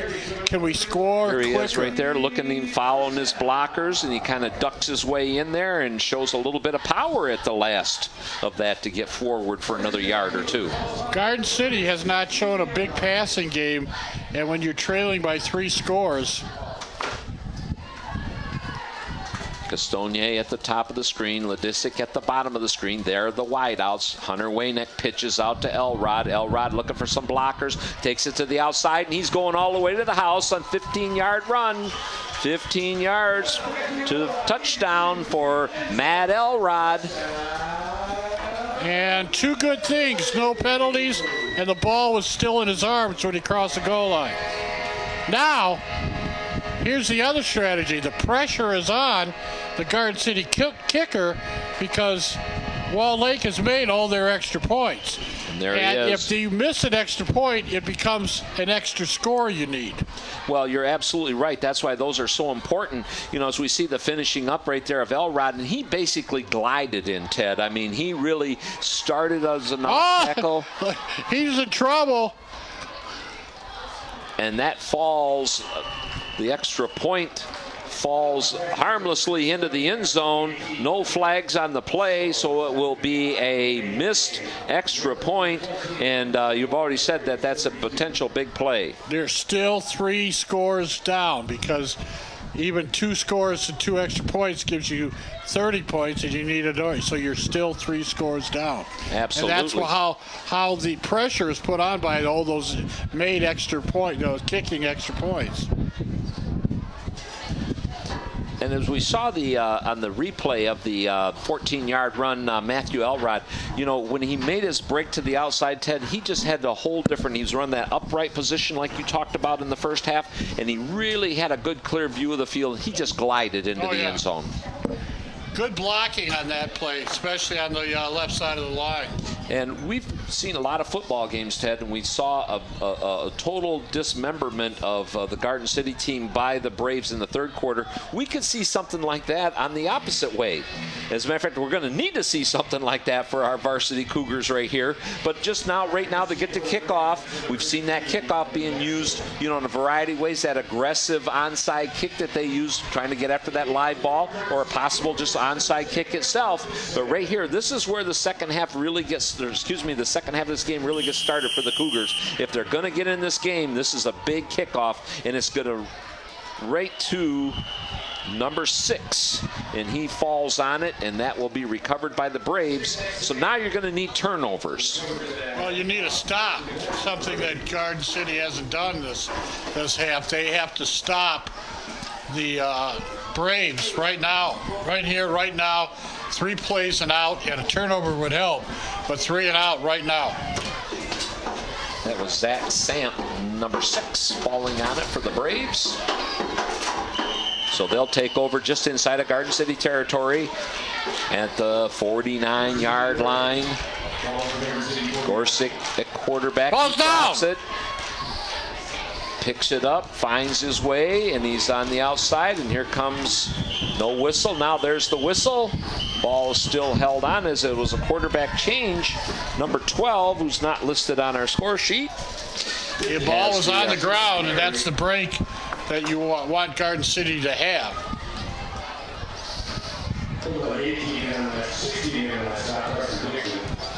Dixon's getting credit for the... Dixon on that. It's actually number 15 is at quarterback, as we have the exiled 8 players off to the side when you get a 3-score lead. Ball's handed off and trying to get some running room off tackle on the left-hand side. Braves are brought down. That's going to bring up 3rd down, Ted. This is 3rd down and a big 2 for the Cougars. Well, the exile, it's called the 18-point team. They get exiled at 18 points, and the lack of that extra point kept them off. If they had scored that extra point, they'd have been back in. There's Jackson handing the ball off, as we saw number 32, Havener, going in there, trying to get some yardage. Big 3rd down play, 3rd down, 3 to go. Cougars are trailing 32-14. Jackson with the ball, the big left-hander throws and just batted down. What a great play. Is that Castonier out there? It sure was. Castonier made a terrific play on the nice bullet pass by Jackson as the receiver had a step. Back to pass as Jackson rolls over to his left. You see here, he's got a big arm, Ted. He lofts it in there, and Castonier, well, shows us a batted down, but actually went diving for that football. Lazic was behind everybody. The ball was thrown short. 4th down and 4. They're going to go for it. Jackson under center In motion, a quick handoff to 3, and he cuts it back, and he's going to be met by a host of linemen over on the right-hand side. And this ball's going to go over on downs to the Cougars. Well, that's what they needed. They gave up. They didn't give up the first down, but now they didn't get the turnover. But now they're going to have to score quickly and make this a game. And they're using the same formations, even though they had the second team in there. That was a quick hitter right there as number 3, Joe Brincat, tried to get something going, and Garden City was more than ready for it on the right-hand side of the line. So they're going to take over with the ball at the 41-yard line in need of instant offense. 5 minutes, 50 seconds to go. Your Cougars are trailing 32-14. Wayneck under center. Tight formation in the backfield. Ball is down the ground. Again.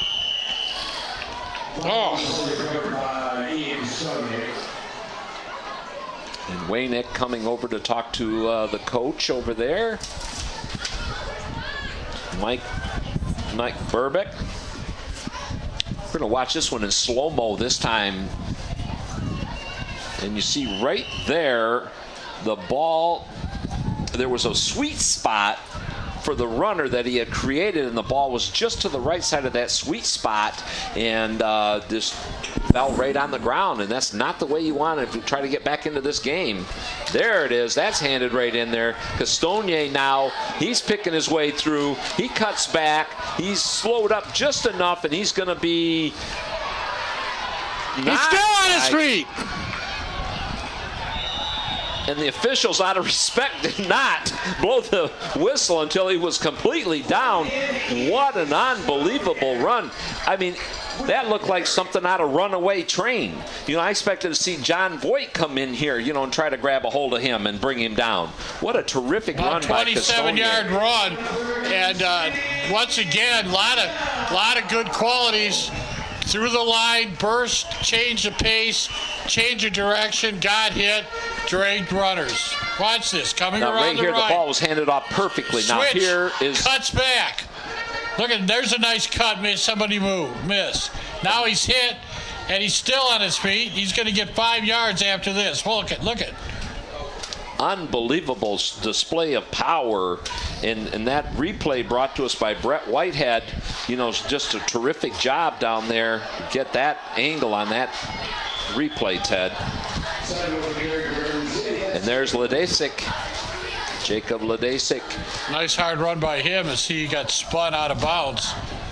And you'll see him here it is, towards handed off in there perfectly as we see, and then there's that first cut.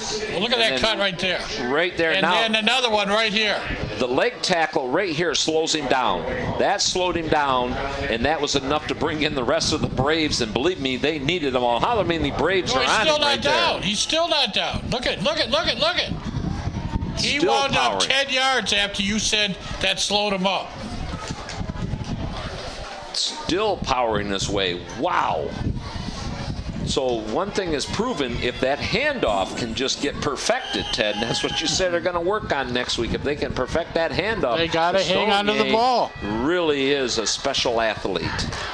Wayneck calling the signals. The deep back is Elrod. Elrod gets it. He's got that upright gliding style, and he finds running room down to the 19-yard line, and that's going to be a first down. 4 minutes, 11 seconds. The clock is the Cougar enemy right now as they trail 32-14. It was a 32-point explosion that the Walled Lake Braves put on the Cougars. Shell-shocked them in the third quarter. They came out from halftime, and whatever speech, it was a win-one for the Gipper and then some speech, and Garden City reeling. Garden City trying to get back into this one. Wayneck calling signals, I formation, first down, 20-yard line. Wayneck got pressure and he throws back the opposite way, right into traffic, Ted. Could have been disastrous. I think they heard you. They said they went to a passing game because they got to score quickly. You know, our director, Christian, had a microphone in the Walled Lake huddle at halftime, and this was the speech. Fellows, it's a long way back to Walled Lake. We lose, you're walking.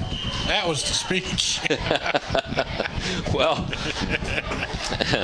they absolutely heeded that, and they came out and played like their pants were on fire in that third quarter. I've never seen anything like it as they completely dismantled the Cougars on both sides of the ball as Waynick passes it back to Castonier. Castonier finding running room, Ted, and he is now brought down by a leg tackle, and that's about the only proven way to get him is you've got to get one or both of his legs and not let go.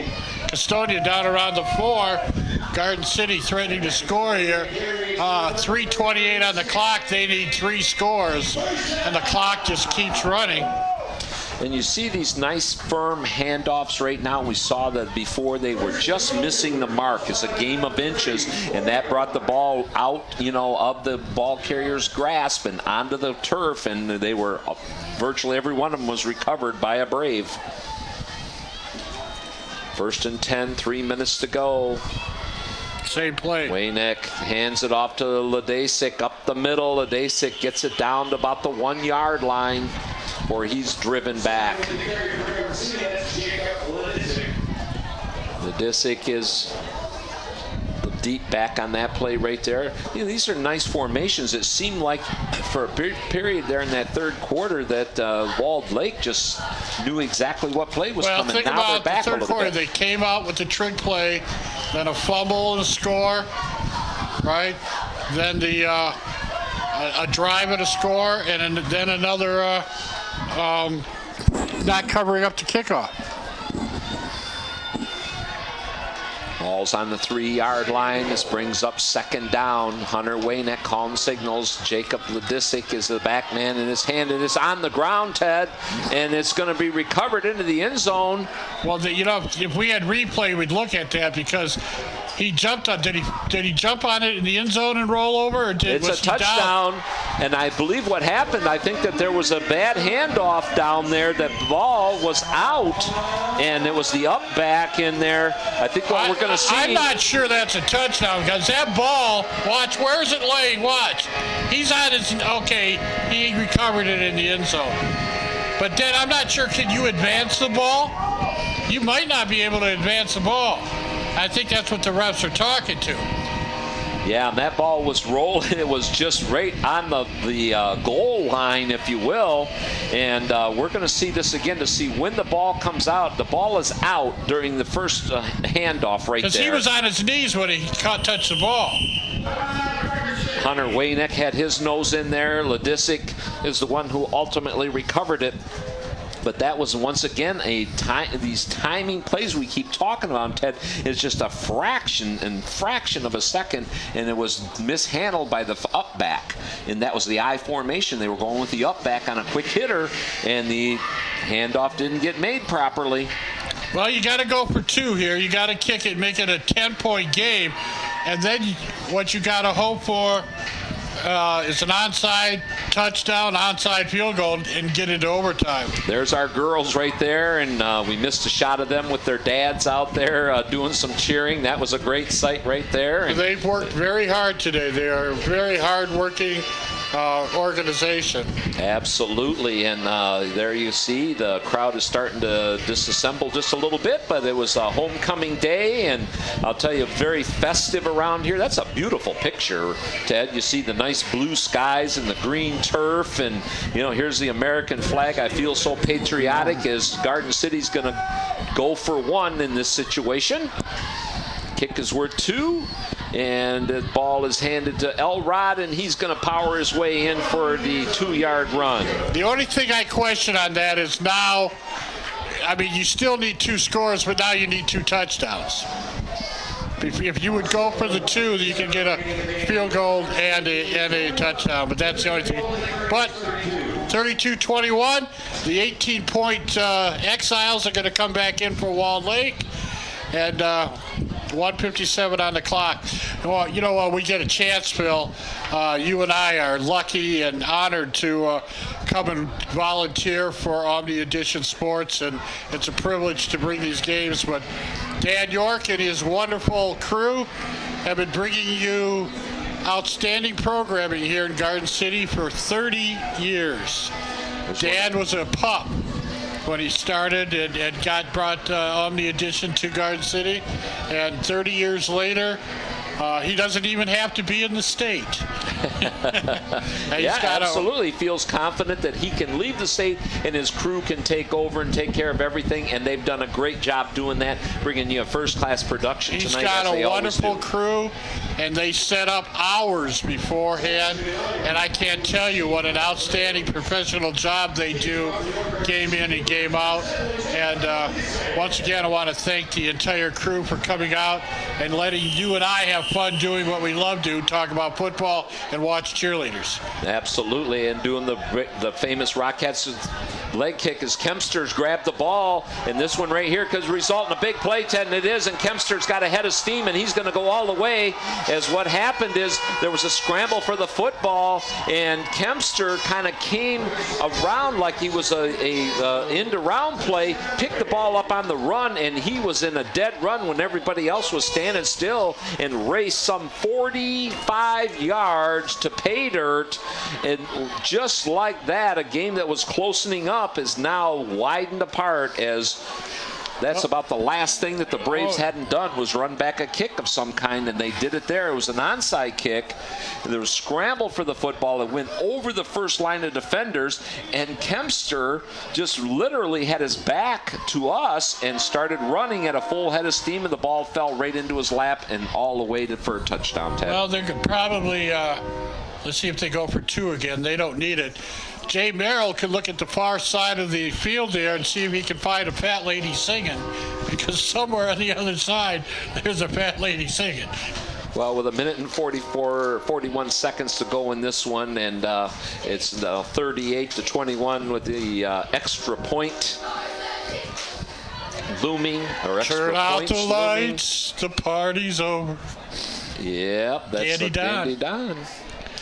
And this is going to be Jackson, the left-handed quarterback, in. And there's a handoff, and it's going to go into the end zone as they use that counter play effectively. And that was number 3, Joseph Brincat. And Brincat scuttles into the end zone for the extra point. That will be worth 1 point the way they do things here at the junior high level. And it's 39-21 with 1 minute and 41 seconds to go in this one, Ted. Garden City's coaches have got to say to themselves, we've given up 39 points in a half. Not the whole game, in a half. And I want to tell you, this game in the first half was totally different than the second half. And Garden City was well in control, but you just, redundancy, turned the ball over. And some missed tackling.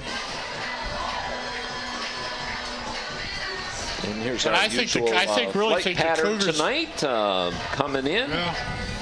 It's always one right after another, Ted. They're stacked right up, and you know you don't have a lot of respect for those air traffic controllers, or you don't think about their jobs anyway, but sitting right here in the Garden City high above in the press box like we are, you can see those planes stacked up for miles out there and coming in like clockwork. As getting ready to kick off here are the Braves. They do their pooch kick, and this one falls. It is a live ball. Ladisic will pick it up, and he's got some running room down the sideline, cuts it back in, looking for more, and he's going to be brought down at about the 49-yard line.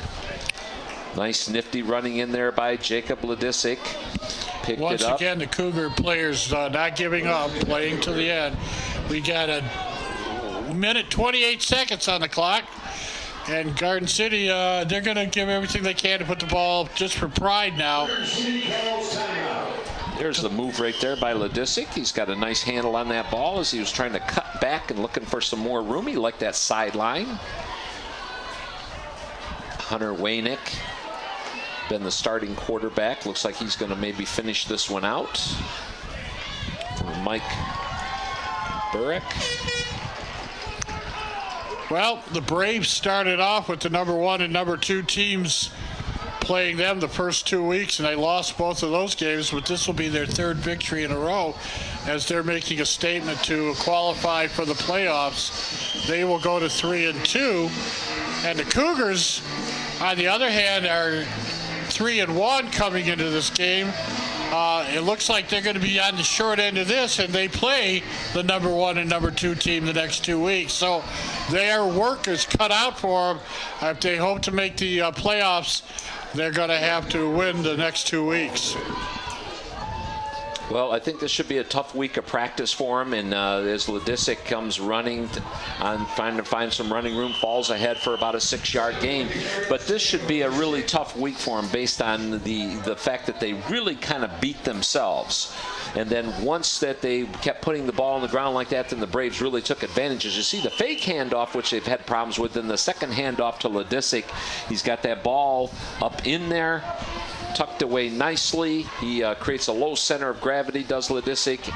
And here we go. That one's handed off to Elrod, and Elrod looks to break it, and he finds some running room and pulls ahead for a first down. The clock is running right now. Garden City wants one more snap. He calls a timeout. Elrod looks like he's played a full game. He's a little tender there, you can see. Well, it's been a terrific effort by a lot of players. We've seen that Castonier has done a really great job. Hunter Waynick went most of the way at quarterback.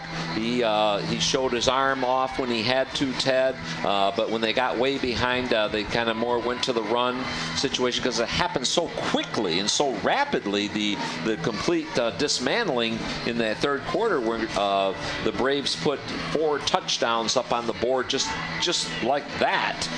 And, you always remember a scene somewhere in every game that we do, and the one I remember is after the second touchdown became 16-8. The Garden City defense was walking back with, actually 14-8, and they were walking back with their heads down. And Ledisic is dragged down from behind by Jackson as he was looking for pay dirt himself, and he's pulled down about the 22-yard line, and that's going to be another first down. So with 18.9 seconds to go, Garden City, just for a matter of pride right now, they'd like to get 6 points on the board. 6 more into this particular game. Well, you're only halfway through the season. You're still playing. You got tough games coming up, and you know what? It's a marathon. It's not a sprint. So they lost. They're going to be 3-2. They play Novi and they play Livonia Falcons, which is out of Stevenson school area, and they got 2 tough games ahead of them. And if they can win those 2 games, they're gonna still be someone to reckon with in this league. Well, they've made their job a lot tougher right now coming in, and just really one quarter did them in. 24 points put on. And there's a pass, their handoff to Elrod. Elrod looking his way, cuts back the other way. He's going to find some running room, Ted, and he's going to go all the way to the house. All the way in as time runs out, or basically 7 seconds to go. But a 25-yard run by Matt Elrod in a terrific display as the ball, everything was student body right, and Elrod fought his way through it and then made a terrific cutback. Watch him leap a player here. I don't know if he was his teammate. He's going to cut back here, and there's a player on the ground, and watch him leap him. Right there. 79, he leaped right over him because once he got past 79, there was the momentum had him going that way, and there wasn't anybody that was going to change directions to catch him. Going for the extra point. It's going to be worth 1, and a nice pitch to Ledisic. Ledisic's in trouble in the backfield, and they will not get the extra point. Well, they got one for pride. Well, it's usually this time when we put together the player of the game, Ted, and I mean, we're homers, and we're all about our varsity Cougars here. So I'm going to stay on that side of the ball and say that there were a couple of guys that really stood out to me. Castonier is definitely a superior athlete, but I'm going to give my game ball for the Cougar side in the losing effort. I'm going to go with Matt Elrod today. Matt Elrod really showed some unique style with his running, and that's who I'm going to go with in a losing effort. Game ball goes to Matt Elrod. I'm going to give Hunter McDaniel a mention for defensive.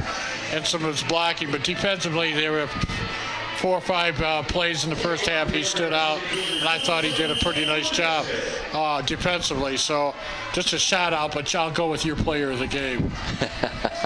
But a nice shout out, because a lot of times there's another we try to reason. get those big guys up there, and you're exactly I think right. his sister's on the varsity basketball team. I see. A little bit of bias, but he backed it up, though. He really did play a nice first half, Ted. Number 71 was in on a lot of plays, and that was back when it was a football game. The second half it was 8-0 at halftime. The Cougars were ahead, so in the second half they were outscored 39-19 in one half of football. Well, it all came down to the third quarter as we wrapped this game up. Garden City leading 8-0 at halftime, and they showed that they could just dominate the ball. Well, they came out, they gave up 4 touchdowns, a couple turnovers, miscue, and in the long run, for the most of the night, the Wall Lake Braves did not stop Garden City. Garden City loaded up the old family shotgun, and every time they had something going, they'd blow themselves in the foot. And you can't shoot yourself in the foot and win in football. It's just not the way it works. Well, you're absolutely right, Ted, and so they've got a lot to work on, because you said they've got the undefeated Novi and Livonia teams right dead ahead of them in the schedule. So as they're heading towards the November 2nd Super Bowl over at Eastern Michigan, a big honor to be sure for any team as they do the traditional handshakes at the end. It's a great sign of sportsmanship. I'm Phil Henry, and for Ted Fournier, reminding you that the final score tonight was the Walled Lake Braves 39, our Garden City Varsity Cougars 27, and we will see you on the next broadcast. Good night.